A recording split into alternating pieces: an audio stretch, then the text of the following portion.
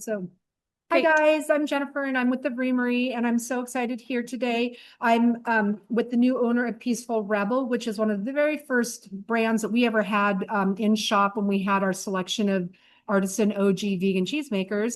And I'm here to introduce you to Autumn. She's taken the helm of this company and just really excited to hear, what you're loving about it, what are maybe some of the challenges and where you see yourself going with this. And, if there's any new, I mean, I know you have a great product line, right? hmm Do you see any holes or is there anything on your mind that you want to bring forward? Oh yeah. I have answers to all of those questions. Yay. So yeah, I can give a little intro to me and kind of how we came about becoming the new owners of Peaceful Rebel. So my husband and I were both really big fans of the Peaceful Rebel product when we moved to Colorado 8 years ago. There was a independent grocer just down the street from our house, and we walked over there like the first night that we moved into our home, and we saw this other brand of vegan cheese that we'd never seen before, and we're so stoked it was local and ended up loving it. And that was the herb feta, which is still my favorite cheese in the lineup. And gosh, that was back in 2018. So that was right or maybe Wow. a year after the company had started. And then we basically just bought the herb feta and the blue exclusively for years and years. And I followed the former owner Melina on Instagram. She had a really funny Instagram page. I enjoyed all of her dad jokes and everything. And one day she had written that, she had tried to find a buyer. She was ready to retire and she was really bummed. She couldn't find anybody. And so she was going to be closing up shop. And so I just reached out to her on a whim and said, I'm not a business owner. I've never run a food business before. I don't know anything about it, but I would, what are you asking for the business? And so then we chatted, and it was this, it ended up being this long saga because I'm a very slow, deliberate person and wasn't ready to jump in right away. And so she went through a couple of rounds of different buyers who, backed out for one reason or another. And then she reached back out to me over Thanksgiving and said, "Hey, you still interested?" And by that time, I had thought about it long enough and thought, okay, if this is coming back round, it probably means it's meant to be, and we should take the leap. And so yeah, we purchased the company in March and took over operations kind of right as soon as we did the purchase. And yeah, we've been putting out product since April. It's been really fun. We're working in the same kitchen that the business was working in, which has been cool because the training and everything Yeah. has just been really seamless. So that's been super nice. And um, I What's would. your background that brought you're like you have obviously not been a small business owner. So were you Mhm. in culinary or do you have, game in the kitchen or, what moved you? I've always loved cooking. I've been vegan for over 20 years, and as we all know, you kind of have to learn to cook. Yeah. Especially, back in well, I mean, a long time ago, but even in the early 2000s when I first went vegan, it was, you had to cook a lot of stuff just to have good food. And so I kind of just got interested in food and food science based on that. And then in my other side of my life, I was a science nerd and I was a biologist and later got a degree in chemistry and am currently and still am a chemist working in a research lab as my full-time job. And Is it in like food or pharmaceutical or what genre? yeah, so my training was in pharmaceuticals, basically synthesizing new compounds for drugs. And then the sort of vegan aspect of that sort of soured it for me because there is so much testing of products on animals and I just Mhm. couldn't be in that pipeline. And so I transitioned to other areas of chemistry that are not really animal related. So I do a lot of sensors now, biosensor materials, energy projects, environmental products, stuff like that. Very cool. More aligned with your values. Yep, yeah, for Very sure. cool. And yeah, I think a couple of years ago, I was thinking about starting my own food business actually as vegan backpacking meals because my husband and I are big backpackers and there just weren't, now there are a lot more products out there, but there weren't at the time. And so I had dipped my toe into that and just found it a little overwhelming starting from scratch. Does Peaceful Rebel do you ship right We now? do. So yeah, I mean, I would just say the shelf stable stuff, but like we just talked to another one of our makers earlier, and Hmm. he's getting into offering some shelf stable meat product that you can just add water to. For Mhm. same, exactly what you said, for people who are camping or backpacking or traveling and need to bring their Yep. own vegan protein source. Yeah, for And sure. yeah, so it's a lot easier and way more affordable to ship the shelf stable, that's for sure. For sure. Yeah. Yeah. Definitely the shipping has been, I think for me, the hardest part of getting into the business.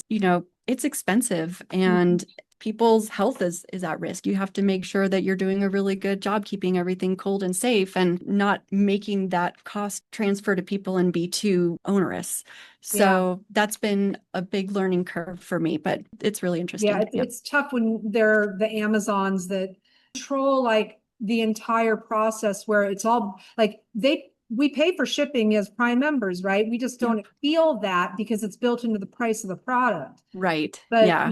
for us, we're laying it out and we just straight across the cost of what UPS charges, we're just issuing it right across the board. And Hmm. it's our biggest barrier. I know it is for a Yeah. lot of vegan food, cold shipped food makers. It's the biggest challenge. Yeah, and I think also part of veganism is sustainability, and I've definitely been challenged with the sustainability of shipping Mhm. cross country and sustainable materials and all of that. And we're trying to move to that slowly. But yeah, it's tough, but people have been super supportive and, we get orders from all over the place. Yeah, Alaska, Hawaii, people are really supportive and don't mind, that extra expense to support a vegan business, and I really appreciate that. yeah. So did you keep everything that was in their line originally? And do Hmm. you have your sights set on anything else that you have been Yeah. longing for that you're going to figure it out? Yes. So we've kept everything the same. All the recipes are the same down to like the source of all of the ingredients. Everything is the same because it's so important. And why fix something that's not broken? I did take, there was such a big lineup that I took off the Meltable American that's not available right now. It wasn't a hugely popular cheese, so we haven't been having anybody super upset that we're not offering it right now. We'll probably put it back on the website once we get a better hold of production. But yeah, everything else is still the same. I would really love to attempt a brie. I really love Rebel Cheese's brie. It's my favorite. I've cultured my own cheeses at home. I'm not, one of the things I liked about Peaceful Rebel is it's not a cultured product. Mhm. So it's a little more accessible for folks wanting to get into the food business. So at some point, maybe I would try to do a cultured brie. If I could do it without culturing, I think that would be super cool. But I haven't had So time to experiment yet. So I'm totally interested in that because I was all like, again, I haven't been a maker for years, but Mhm. I was always drawn to cultures because it was sort of this natural Yeah. preservative, if you will. Yep. Yeah. So what about it has you wanting to not include it? Yeah. I think as a consumer, I felt the same way that, yeah, this is a natural process. It's basically transferring cheese making with dairy to cheese making with other protein fat sources. Mhm. Um, I think it's really interesting to try to mimic some of the same flavors with individual ingredients that are still whole foods. They're herbs and spices and vinegar. Kind of getting back to some of the early days of vegan cheese making. Mhm. A lot of the things that we make remind me of some of the recipes that were in the Uncheese cookbook. If you ever I had did. that one by Joanne Stefaniak. Yeah, there's a Swiss in there, and that was one of the first vegan cheeses I ever There's a made. Swiss in there. Hmm. That's one I'm just like waiting for somebody to come out with. Like there's Daya and then Hmm. Rind has one, but Rind's is like more of a cat, like it's soft. Hmm. Yeah. Yes, like please. Yeah. But yeah, so I think I'm interested in doing both. I just think there's sort of different, I don't know, avenues that you can go down. And I Mhm. think going into culturing would be really cool. Coming from a biology background, it scares me a little bit because I know how easy everything can get contaminated and how Yeah. one thing can just take over. And so, maybe one day, but for now it's fun just playing around. In the early days, so when Rebel in the beginning, they did Brie and they also had a blue. And they Hmm. ultimately had to retire the blue because in the cave it just kept jumping onto the Brie. Yes, So kind of got to pick your battles or pick your, your path because for sure. you can't do it all.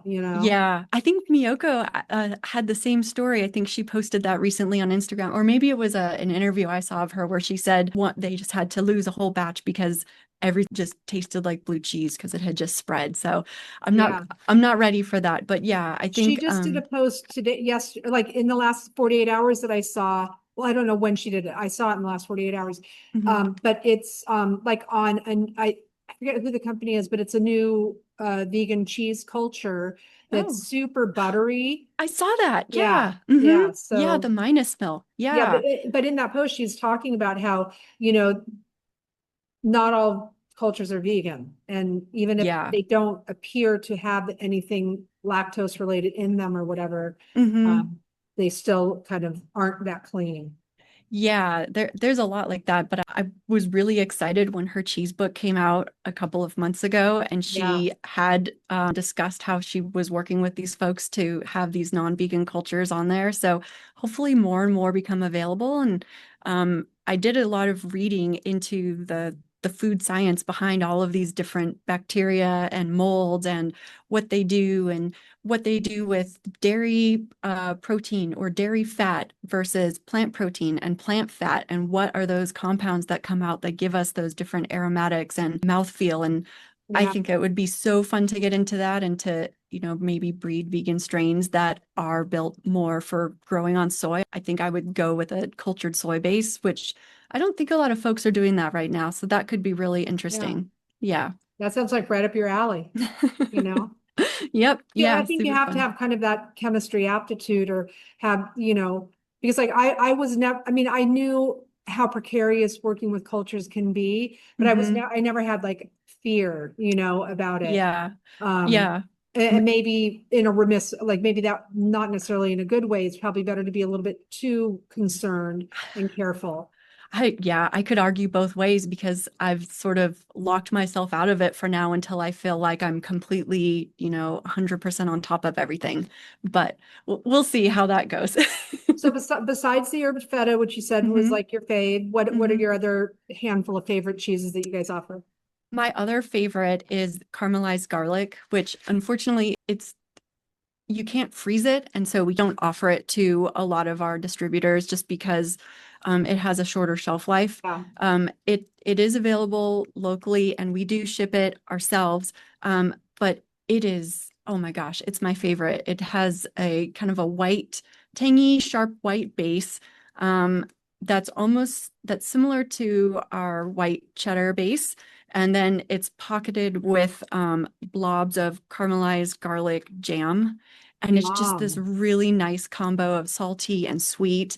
And we've been taking it to some of the different vendor events that we have been going to, and people are just falling for it. And we did a tasting the other day at one of the grocers that carries us, and lots of non-vegans were coming by, and they were just like, "This is the best vegan cheese that I've And ever had." is it a meltable one or no, it's more like the feta texture? It is it is not like the feta texture. It has agar in it. Uh-huh. So if you can imagine like that kind of like more like Cheese. bouncy, Uh-huh. yeah, like Yeah. cheese texture. It's definitely more like that and not like the drier like fetas.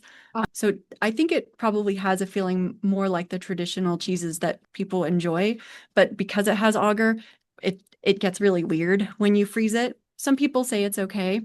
But if you melt it again, like, isn't it? Hmm. Because like It I know gets that with like the multiple cheeses that are starch based, like if you hmm freeze them and then you yeah. eat them, the mouth feels totally off. But if you melt it, it kind of all melts back together. Yeah, that is the case with these. Yeah, for Yeah. sure. And these, I would say the caramelized garlic gets soft and it's not as like melty as a mozzarella. Uh-huh. Um, we do have a meltable mozzarella and a meltable smoky provolone, which I love.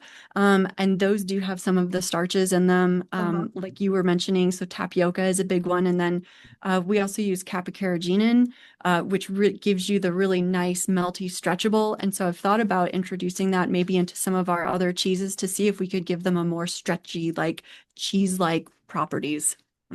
I'm interested in, especially because of your chemistry background and the kappa carageenan. Mhm. So, not so much now anymore. It used to Mhm. be much more of like a red flag for some people. Yep. And what's been so fascinating for me in the last probably 5 years that I've noticed, especially maybe in the last 2 years, there's this whole movement of Irish, like buying and eating Irish sea moss, which is, Yeah. at least from my understanding, that's basically kappa carageenan. They're both Mhm. Irish sea moss. And Mhm. so, again, it's like on one side of the spectrum, you've got people shilling it as like, this really bad thing and it's gastrointestinal issues and blah, blah, blah. And then on the other side, it's like this superfood, right? And it's like Yeah. demanding big It dollars. it's definitely nuanced, like everything is. And I think back in the day, it was carrageenan was being used in soy milk a lot as an emulsifier. And it turns out there's actually three different types of carrageenan. And Right. so kappa is different than the one that they were It's like using in soy iota. milk. Iota, I and I forget the think other one. gamma or alpha. I can't remember when. But the one that was being used as an emulsifier was the one that they did some animal studies with, where they really overfed rats or something, some of this carrageenan, and they had some problems. And then some people do have digestive issues with it, Yeah. you know, but now I think there's more understanding. And yeah, when I've been looking for different sources of the kappa carrageenan, and a lot of times it's labeled as a sea moss or Irish moss extract, which is really interesting, because it's just showing it's not as processed, I think, as folks thought that it was. Mhm. Um, and the other important thing is it's not the same carrageenan that was giving folks problems. Right. And Yeah. I mean, for many, many years, it's been in a lot of products that are not, that have nothing to do with veganism or vegan or like health food, Right. Um, Yeah. Hmm. it's been a thickener, especially like in shakes and ice creams and stuff like that. So, Yeah, for sure. yeah. Yeah. It's interesting because we use in my day-to-day job, we make like environmentally friendly firefighting foams. And there's actually a lot of these like starches and carrageenans and gums and stuff in firefighting foams too, as like the natural ones. So it's been Yeah. kind of interesting to see that crossover, because I think in the chemistry side, we market it as like all natural and, eco-friendly. But then if you go and put that in food, you've got a different set of folks and they're like, well, these are they're extracts, they're not coming from the whole source. Maybe that's a problem, maybe it's not. So it's kind of interesting to see those different, I guess, marketing and just the way that products are received from different Yeah. I think, folks. Yeah. we all have the opportunity to listen more to what our body is saying and responding to Hmm. different ingredients Yeah. than what we're being told by, I don't know, the market or influencers or Yeah. brands. Yeah. I think it's important to do research and yeah, just see how it feels with your own body because you're the best primary source. Yeah. So yeah. Hmm. Yeah. And learning how to listen too, because I know for me, that's been a process. It wasn't an event like, oh, okay, I'm just not going to listen to them anymore. I'm just going to listen because sometimes I have to learn how to do that almost. Absolutely. Yeah. This is my own like side spiel, but if folks do have digestive issues, I would like to encourage everyone to look at FODMAPs.